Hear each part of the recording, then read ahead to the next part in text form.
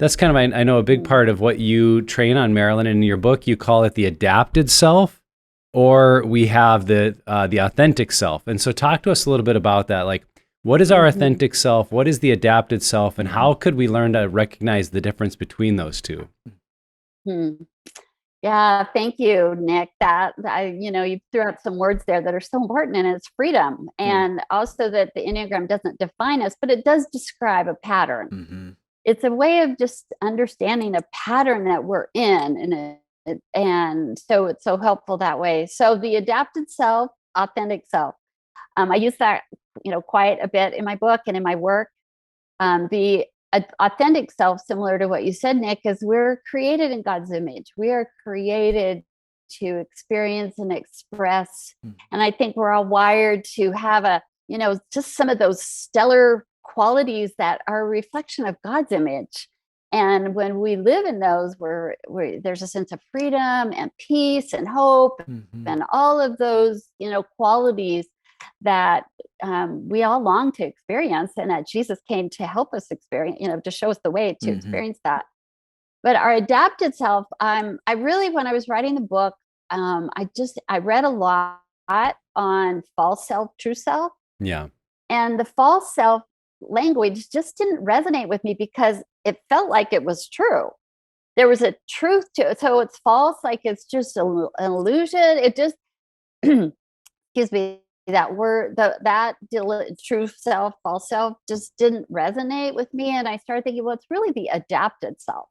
Because when we're born into this world, we have to figure out how to survive, but we have to adapt. When we're born into this world, we're free, we're expansive, we're open. There's, we see that in the newborn baby, how, they're so, ready to learn and grow. And that's the part of their survival.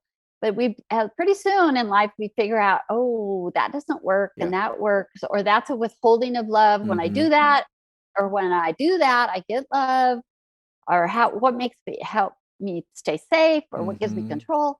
And so we adapt to the environment that we're in, whatever it is, positive or negative. We adapt and we create this persona that's really our self-protection, our self-survival. It's a strategy to navigate this world that we're thrown into and that we're a part of. And so it's an important part of our human development. It's not, that we're just sinful. We have to be human, and we have to figure out the world we live in. And then all of that becomes our ego, it becomes our persona, it becomes our adapted self. And I use the illustration in my book. It's like a seed coat around a seed.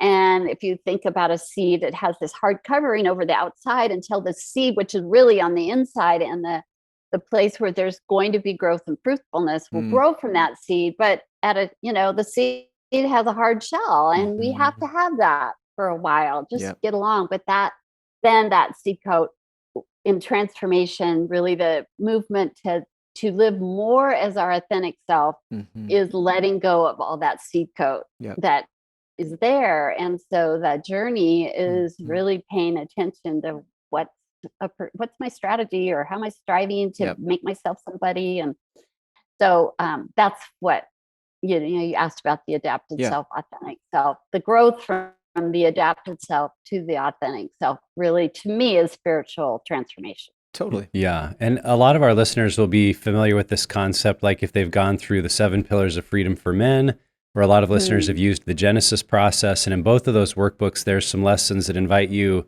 to look at what are the masks that I've worn, whether it's an entertainer, a performer, class clown, the victim, the just ways I've learned to kind of make it work. And I think that's one of the important takeaways of those lessons, is not to beat ourselves up or shame ourselves over this adaptive self or this mask, but to recognize, why did it work? Why did I learn that this was a way to either avoid pain or navigate life, or get a feeling of love or respect or appreciation? And then to me, the Enneagram helps kind of define why certain masks were so important to us. We see why, that's why I'm a performer. That's why I'm driven to do that. And rather than, again, shame ourselves over it, it's looking at why it worked and how we can grow and mature, that we could take off the mask. We could shed the seed coat and say, I don't need that to receive these things because I'm learning to live out of a more true and authentic place. And so just to make that connection for a lot of our listeners, I think masks, false Yeah, self, how we define it is maybe less important than recognizing these things worked for me, Yeah. and how instead in a healthy way exactly. can I Yeah. find these things.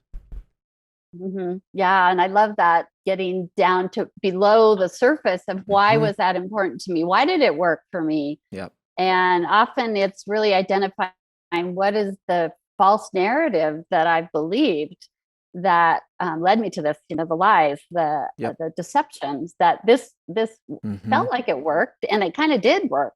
And then it stops working after Yeah. a while, and it really turns it around and does the opposite of what you Yep. hoped it would, Yep. is it actually takes you out. So Yeah, and I love that. we know that in the recovery world too, that we use our unwanted sexual behaviors, the things that are actually damaging our life, we use those as ways to protect ourselves. That is a part of our adapted self. They're ways to numb out the pain we've Mhm. experienced or the trauma we experienced in our childhood or family of origin. And so that's what I love personally so much about the Enneagram is it puts a lot of language to what we already experience. And I Mm. don't think it's like there's no like perfect connection between, two systems or two approaches, but I do see tons of overlap with how the Enneagram helps us understand ourselves and the ways that I love the word you use, like protect, because that's really what it is. My addiction protected Right. me. My adapted self protects me from the pain that maybe I once experienced and don't want to again. So I love that overlap.